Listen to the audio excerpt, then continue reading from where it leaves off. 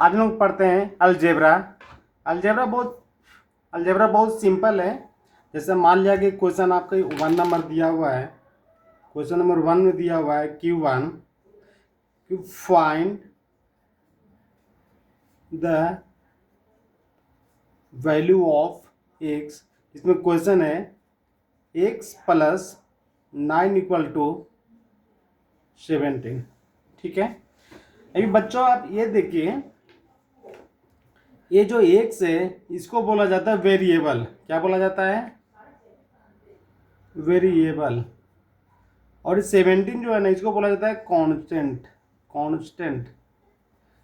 Variable उसको बोलते हैं जिसका मान हमेशा बदलते रहता है, कांस्टेंट जिसका मान नहीं बदलता है। जैसे अभी बदलने का मतलब क्या होता है, जैसे अभी x है तो इसका वैल्यू कभी 1 आएगा, कभी 2 आएगा, कभी 5 आएगा, कभी 7 आएगा, 100 200 ऐसा। लेकिन 17 का वैल्यू हमेशा 17 ही रहेगा। वो कहीं भी रहे, किसी भी मैथ में रहे, आंसर हमेशा क्या आएगा? 17 ही आएगा। तो क्वेश्चन है x प्लस 9 इक्वल टू 17। एक और याद करने वाली ये है कि ये है इक्वल साइन। ठीक है, क्या है? Equal sign. इसको लोग बोलते हैं LHS। क्या बोलते हैं? LHS। और इसको बोलते हैं RHS। मतलब कि लेफ्ट हैंड साइड लेफ्ट और राइट।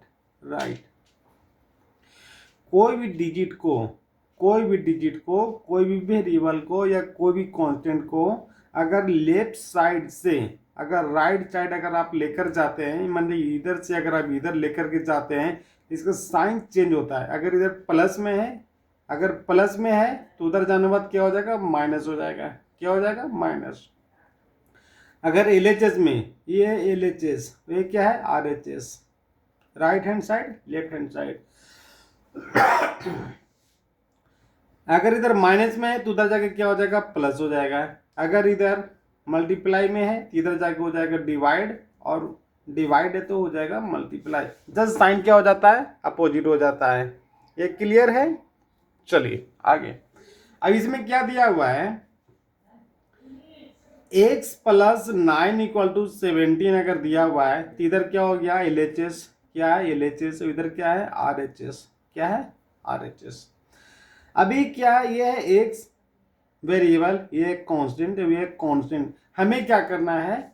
वेरिएबल को वेरिएबल के साइड में करना है, कांस्टेंट को कांस्टेंट के साइड में ही करना है।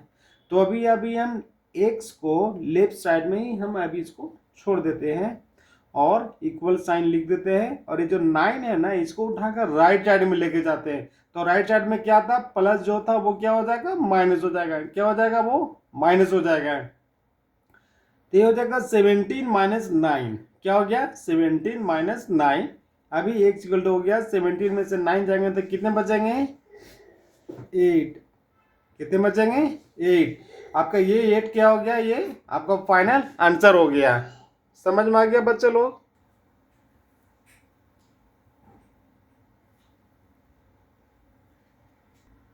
अब ये सेकेंड क्वेश्चन है, सेकेंड एग्जांपल देखिए एक और समझने के लिए।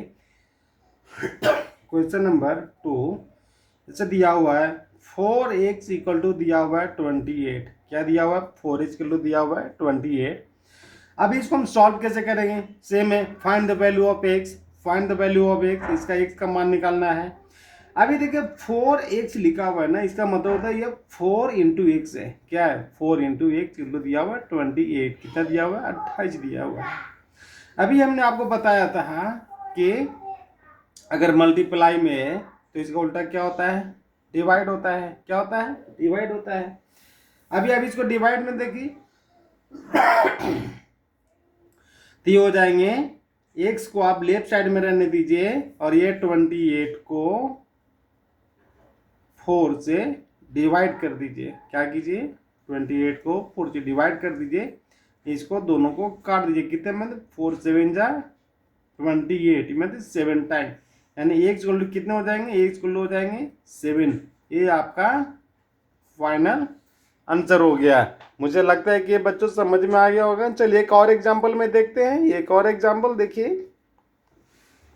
जैसे find the value of x find the value of x, इसमें दिया हुआ है question number 3, x minus 6 equal to 10।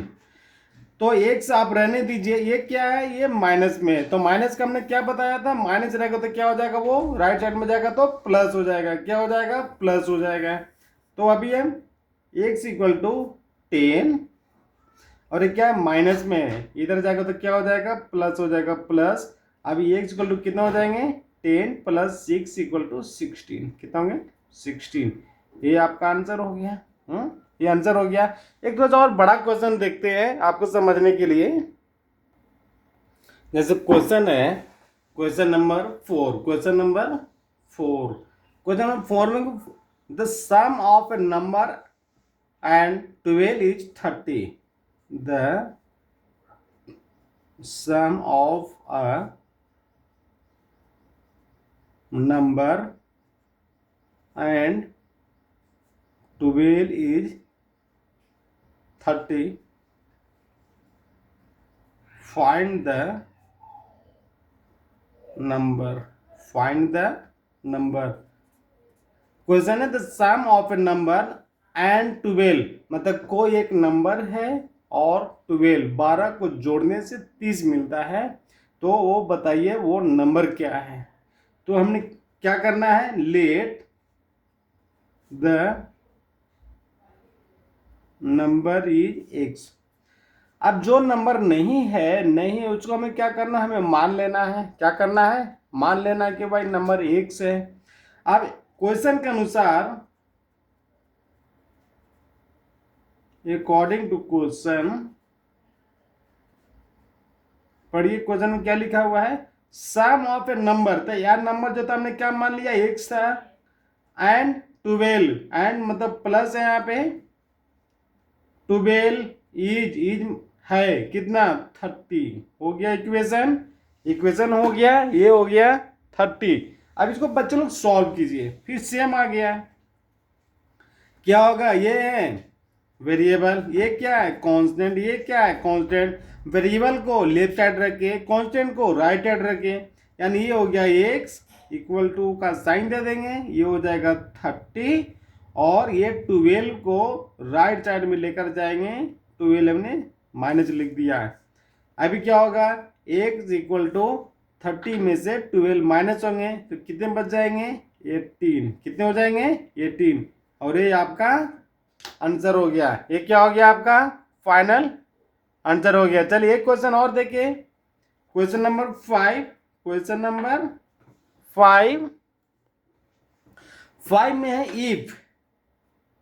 if 7 times a number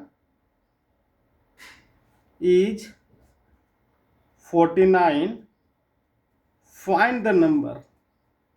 Find the number. चलिए सॉल्यूशन क्या होगा, if 7 time of a number, number क्या है, let a number is x। आप x y z ABCD MNOP QR कुछ भी आप रख सकते हैं, लेकिन x बोलने में आसान लगता है, इसीलिए हमने भी x लिख दिया। ठीक है, इसमें कोई x लॉजिक नहीं है कि x ही लिखना है। ओके, चलिए तो let a number is x according to question के अनुसार क्या है, if 7 times of a number ये है, अच्छा कितना टाइम, 7 टाइम, 7 से हमने गुना कर दिया, बराबर किसका, 49 के बराबर है, हमने 49 लिख दिया। सॉल्व कीजिए, इसको क्या करना है, सॉल्व कीजिए। ये है वेरिएबल, ये क्या है कांस्टेंट, ये क्या है कांस्टेंट। और हमने आपको बताया था पिछले पेज में कि जब अगर मल्टीप्लाई हो तो इसका उल्टा क्या होता है, डिवाइड होता है, भाग होता है। गुना का उल्टा क्या होता है, भाग होता है। वही यहाँ पे आ गया। अब ये क्या है, गुना में है तो भाग होगा। आप लेफ्ट साइड में x को आप रहने दीजिए, इधर हो गया 49 और ये 7 है गुना में, इसके पीछे क्या लगा हुआ है, गुना, तो ये हो जाएगा डिवाइड में, तो नीचे आ जाएगा। आप 49 को 7 से मतलब 49 को 7 से डिवाइड कीजिए, 7 7 जा 49, यानी ये कितने हो जाएंगे, 7। ये आपका आंसर हो गया। क्या हो गया, ये आपका आंसर। बच्चे लोग अभी आपको अभी आपको मैं एक होमवर्क देता हूँ। क्या देता हूँ? होमवर्क देता हूँ। क्वेश्चन नंबर 6 होमवर्क देता हूँ। आपको सॉल्व करना है। सॉल्व क्या करना है? सॉल्व करना है। क्वेश्चन है 2x + 8 = 20। तो x बराबर क्या होगा? आपको ये आंसर कमेंट बॉक्स में निकालना है। और इस तरह के बेसिक मैथ्स पढ़ने के लिए आप प्राइम लर्न एक्स को सब्सक्राइब कीजिए। धन्यवाद।